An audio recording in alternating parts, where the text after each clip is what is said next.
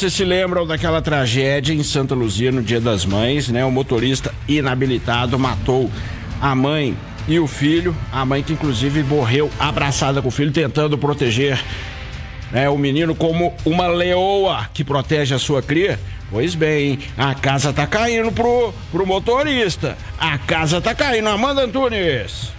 Nestor Santos Carvalho, de 54 anos, que era inabilitado, foi indiciado por homicídio doloso quando se assume o risco do resultado. A perícia apontou que o carro em que ele dirigia, um Fiat Uno, estava a 97 km por hora em uma via que permitia 40 km por hora, como detalha o delegado Lucas Gabriche. As investigações chegaram a elementos que indiciam o dolo eventual do investigado.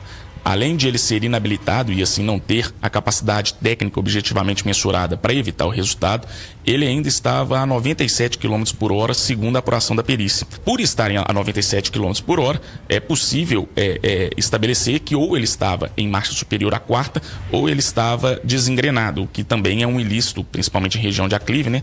É um ilícito administrativo previsto no Código de Trânsito Brasileiro. Também foi mensurado no local que ele tinha outras possibilidades de evitar o resultado.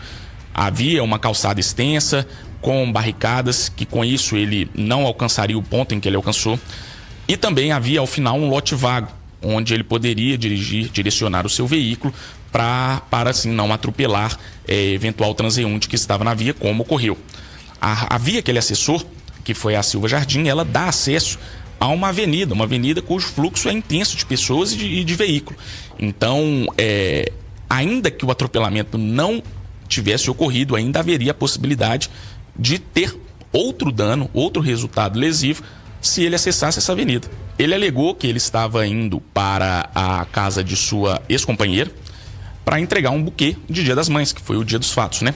E com isso, ele, na noite anterior, ele havia feito uso de um medicamento para dormir e acordou cedo, 5 horas da manhã, para trabalhar. Trabalhou até aproximadamente às 14 horas e às 15 horas ele saiu já cansado, porque o serviço por ele exercido, segundo ele mesmo, seriam serviços braçais.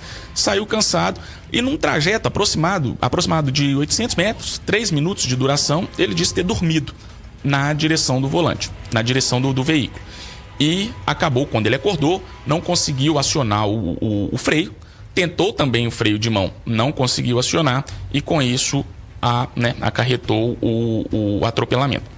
Ouvindo testemunhas, uma delas disse que a velocidade em que ele passou no trajeto foi muito intensa, chegou até a abarroar em um outro veículo. E outra falou que quando ele capotou o veículo, ele não tinha visto ainda que haviam vítimas no local. E com isso ele falou, eu preciso sair daqui porque eu sou inabilitado. Isso é a versão da testemunha.